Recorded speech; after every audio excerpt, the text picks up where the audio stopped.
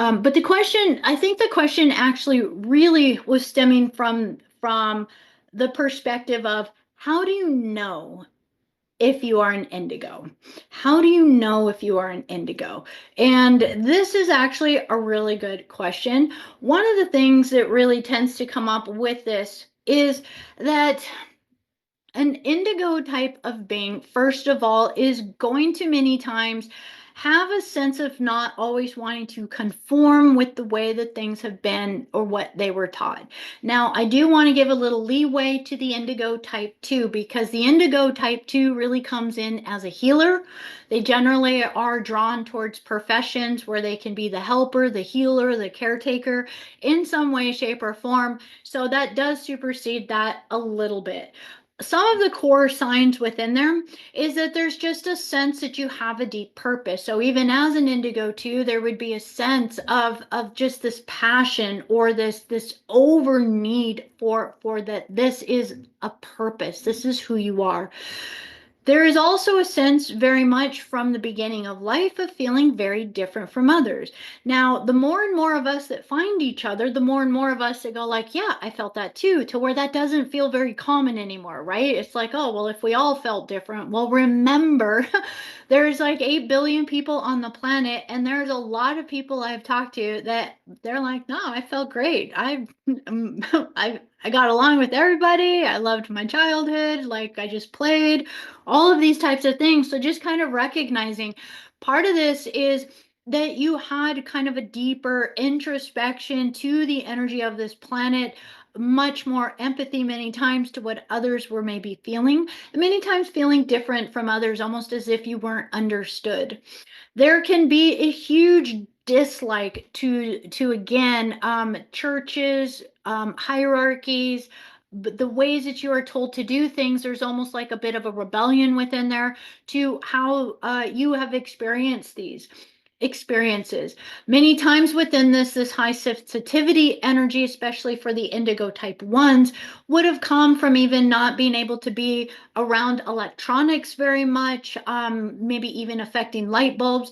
There's quite a few of you in the group that to this day, you guys still really influence or affect a lot of the electronics around you. And this is also, remember, it also emanates out of you to the people that you connect with. So sometimes it'll feel many times that people wouldn't have understood your charge or your energy of who you be. So many times, as an empath and intuitive, an indigo will be more sensitive, especially in childhood, to certain types of dreams, many times even impulses or flashes of past lives, senses of connection with other interdimensional beings. So please be open with yourself, recognizing that if you were born in a, say, a very religious environment, that this might have been a perception of having a deep connection to angels or some divine personage or some being. Maybe you had a lot of um, fear in the night, feeling as though there were beings watching you. We talk a lot about the different types of dream experiences, feeling as though you're falling when you wake up all the time, kind of being dropped in your consciousness back into your body. All of these different things. There's also a little bit more of a sense. Now, one of the biggest clues of an indigo is that you can actually see interdimensionally in a way that most other people can't. So if I was to ask you to go outside and to look out at a sunny portion of the sky, it doesn't matter if it's cloudy or not, it doesn't matter. But if, say, it's just while the sun is out and shining and you were to look out into kind of like the vastness of the blue or the white of the sky, then if you were to stare at it, after a bit, you see all those little orbs dancing around. It's like the atmosphere is alive and you see these little lights and these little orbs all over the place. That can many times even be to the sense of literally seeing orbs in your room, literally seeing orbs as if they're with you, almost like thinking if you're a kid and out in the forest that you're hanging out with the fairies or these kinds of things. But being able to see that is actually seeing a dimensional field of creation. These are plasma beings, and these are different of the realms of the angelics of creation. And oddly enough, you might have been like, oh, doesn't everybody see this? No, not everybody sees that. That is actually part of the indigo template. Um, Many times it can seem almost like you have energy in your body you don't know what to do with. So sometimes it can make you seem as though it's difficult for you to learn or process on this planet like others. So sometimes it might be that you need to actually hear something, or maybe you're the type that needs to read it, but if somebody speaks it to you, you can't get it. There's sometimes like a specialty, almost kind of like a little bit of a specialized way that you have to receive your information. But for the most part, it tends to be very sensory a lot of times. So that if you are learning something, many times either having the sensory or the imagination, even of going through it, is going to give you an interdimensional way. Because remember, you came in wired a little bit different. So you don't learn like other people, where someone might read the instructions and get it. You don't exist completely in the three-dimensional world. You primarily exist within the fourth dimension from the beginning. And so, therefore, sensing, feeling, and knowing all of these things in a multi-sensory way is how you ingest information more than many times from a logical way, even if your logical mind likes to play with it. So it doesn't mean that you're not logical and you don't like to read and you don't like to learn. Usually, learning is a voracious sign of the indigo race lines. Constantly seeking for answers. It's always constantly looking, because something, it's that constant feeling that something's not right there. So you're seeking for that answer within there. The other thing that is very prominent within there is many times is feeling like Earth is not your true home. Um, Especially when feeling a little bit different already. It might not be that you look different or even act different. You just feel different sometimes from the way that others think within your family. Um, but another thing within that is many times as an indigo, your body is running different frequencies. So you may have come in with either chronic health issues, allergies, sensitivities, or any of these kinds of things that could couple in with even the way you process things within your mind. But there is even the shadow side, especially with the indigo type threes, that many times feeling like you don't belong here, or that Earth actually isn't your home, or you feel like you got dropped off on the wrong planet. Many times, especially for the indigo threes, can bring thought forms from a very young age that you want to die or you don't want to be here. And you will realize here you are. You superseded all of these. So it is just a confirmation. But many times, just please remember, coming in with these activated extra strands within the DNA, it doesn't mean your consciousness is plugged into them. You might still be operating at a bit of a lower consciousness level, especially in the earlier ages, but it means your frequencies within your field are already creating a disruption within the program, if you will, that you were born into. So it's like two mixed matched frequencies. Here's the paradigm where everyone else is existing in, and then you're vibrating over here, and they feel a bit out of tune.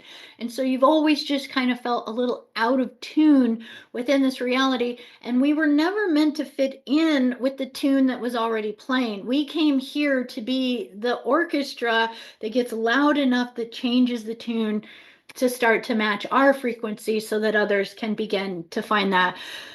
Indigo type twos, I'm just going to summarize the last little bit really quick. Indigo type twos, very for the most part, will incarnate directly in. They will hold the 24 to 30 strand DNA so that they can actually interface within the biology of the body right from the beginning. So right from the beginning, they're just holding this, honestly, law of one, Christed, compassionate heart being, many times being the doormat, and sometimes getting into codependent relationships and these kinds of things, wanting to be the healer and the helper. But for the most part, holding that the divine Christed reason of why you are truly wanting to be of help on this planet. And so generally there will be very vivid memories for all of your childhood, for many of your childhood memories, maybe not all of it, but a lot of your life, you can sit and Rolodex and remember a lot of it. The indigo type 3 will also have access to the memory times throughout life, but it'll be a lot more confusing. There is a dual soul that comes in within an indigo type 3. So the higher avatar stays out of the body, whereas the Nephilim will incarnate more into the body. But it's as though all the memories still are accessible no matter at what vibration you're at. So many times feels like there is the idea of the walk-in that happens for the indigo type 3, but it's never going to be a walk-in so much of the higher self until a later part of the life where eventually the Nephilim contracts end and the higher Oraphim will step in. But during the entire course of the time, depending on what level, many of you are highly ambitious, divine Christos mission beings. So you said, man, give me as many as you got. Let's do it. So maybe it was 50, maybe it was 100, maybe it was more that you helped move through. Each time this shift happens, it can feel like a very dramatic shift in your time of your life. It could feel like a mini death. It could be an actual near death experience that kind of brings in a new walk in. But as this happens, generally around by the age by 33-ish, this is about when the individual starts to have the choice to begin to change up that contract. And right now, Indigo 3s are fully given the green light to move out of that particular contract and move into Indigo 4, which is basically moving back into being a type 1. A type 1 has to step in slowly because if you incarnate too much of the soul at the beginning, it's too much of a quanta. It'll blow up the fetus or the mother's body or both. So generally, the type 1 will have generally no memory of their childhood because they weren't there. There will be so little of a seed in order to hold that template up until a particular time that there's certain phases of the development where that more of the higher Oraphim consciousness will keep stepping in, and then generally it'll anchor in again. The goal is always by the age of 33 for it to really be anchoring in. But depending, things have changed a bit on this planetary system, so we don't judge ourselves if we decided to take a little longer. It's all good.